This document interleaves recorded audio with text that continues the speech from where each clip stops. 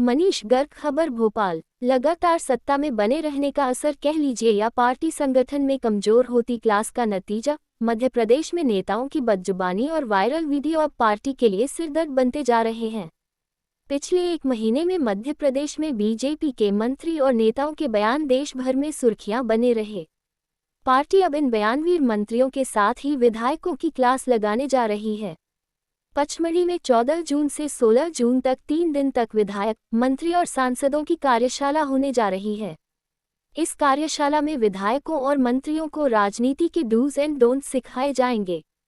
बताया जाएगा कि कहां वाणी का संयम रखना है, मीडिया से संवाद में किन बातों का ख्याल रखना है। बीजेपी में फिर सिखाया जाएगा संवाद का संस्कार। बीजेपी संगठन के पाठ्यक्रम में एक क्लास जनप्रतिनिधियों के आचार व्यवहार को लेकर भी रहती है।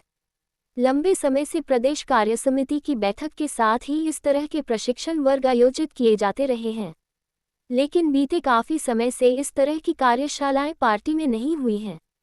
इससे पहले जब सिंधिया समर्थक विधायकों की बीजेपी में एंट्री हुई थी तब एक कार्यशाला रखी गई थी। आज मुझे जानकारी आई कि हमारे राज्य के अंदर नेता प्रतिपक्ष आना चाहिए, कोई बात नहीं, लोकतंत्र सबको आने का अधिकार है, वो होना चाहिए। लेकिन दादी जी के लिए उनने पुष्पांजलि करी और जूते नहीं खोले, मेरे को थोड़ा जचा नहीं है, थोड़ा हमारे संस्कार के विरुद्ध है। उनको इस सब से ध्यान रखना चाहिए। मैं अपनी ओर से अपनी खास करके इस संस्कृति के ऊपर हमारे यहाँ थोड़ा संवेदनशीलता रहती है, सबके मन में भाव आता है। लेकिन कोई बात नहीं, आए हमारे राज्य के अंदर आए, अपने इस लोकतांत्रिक पद्धति में सभी दलों के लोग आए, अपना अपना काम करें।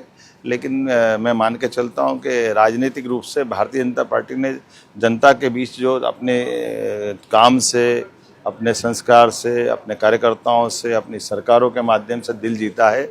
यही कारण है कि भारतीय जनता पार्टी उत्तरोत्तर उन्नति में लगातार आगे बढ़ रही है। और जनता पार्टी जनसंघ के ज़माने से हमारा मध्य प्रदेश तो आज़ादी के तुरंत बाद से पूरे देश में सबसे पहले विजय पाने वाले ऐसी नगर पालिका से लगा कर सरकार बनाने वाले राज्य में है। तो यहाँ हमारे अपने इस राजनीतिक दल के अलावा और किसी की दाल नहीं गलेगी। लेकिन मेरी अपनी ओर से आप सबको पुनः अभिनंदन। श्रीमान नरेंद्र मोदी जी के 9 तारीख को 11 वर्ष होने वाले हैं। ऐसे में संगठन के द्वारा 11 से लेकर 21 जून तक हमारे लिए कई प्रकार के विकास के कामों को, भारत सरकार की सारी जानकारी के साथ साथ प्रदेश सरकार के कामों को लेकर भी हमारे कार्यकर्ता नीचे तक जाए, इस आह्वान के साथ हमारी बैठक हुई। मुझे इस बात का आनंद है, यशस्वी प्रधानमंत्री ने वो सब असंभव काम किए जो बीते 75 साल से लंबित थे। कई ऐसे चुनौती के काम थे जिनके आधार पर हमारे देश के लिए बड़े मन में व्याकुलता थी। लेकिन आज बदलते दौर में देखते हैं तो धारा 370 से लगा करके यशस्वी प्रधानमंत्री ने भारत को 11वें नंबर से लेकर 4थे नंबर की अर्थव्यवस्था में स्थापित किया। देश के दुश्मनों से निपटने की दुनिया के 3 ही देश ऐसे हैं जो अपने देश के दुश्मनों को अपने देश की सीमा पे नहीं, वो जहाँ भी होते हैं वहाँ घर में घुसकर मारने की हिम्मत रखते हैं।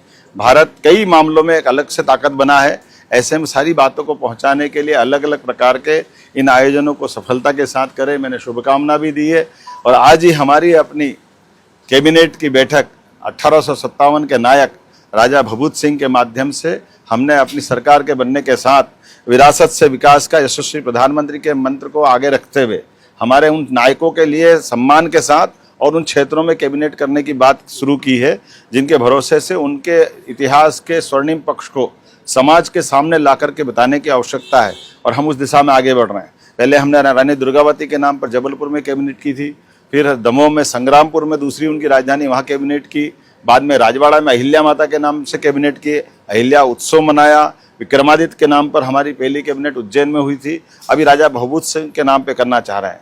कोई भी देश या देश की राज्य सरकारें अपने अतीत से जुड़ करके अगर विकास की बात करेगी तो वो निश्चित रूप से सफल होगी। और अतीत के गौरवशाली पृष्ठ को समाज में लाने से कॉन्फिडेंस भी आता है और हमारे मन में भविष्य की दृष्टि से और आगे से आगे जाने की इच्छा शक्ति लालायित होती है। मैं आज के इस अवसर पर इस पूरे राजा भभूत सिंह के नाम पर होने वाली कैबिनेट के बाद 14, 15, 16 3 दिन की विधायक, सांसद, मंत्री की भी कार्यशाला हम वही करने वाले हैं। हमारे पीछे ये कार्यक्रम करने का भाव भी यही है। हम भोपाल में भी कर सकते हैं, महानगरों में भी कर सकते हैं, लेकिन छोटे छोटे स्थान का भी महत्व सबके बीच में आए उनका गौरवशाली पक्ष भी समाज जाने, इसलिए एक तरह से हमने सिलसिला प्रारंभ किया है। मेरी अपनी ओर से सबको बधाई।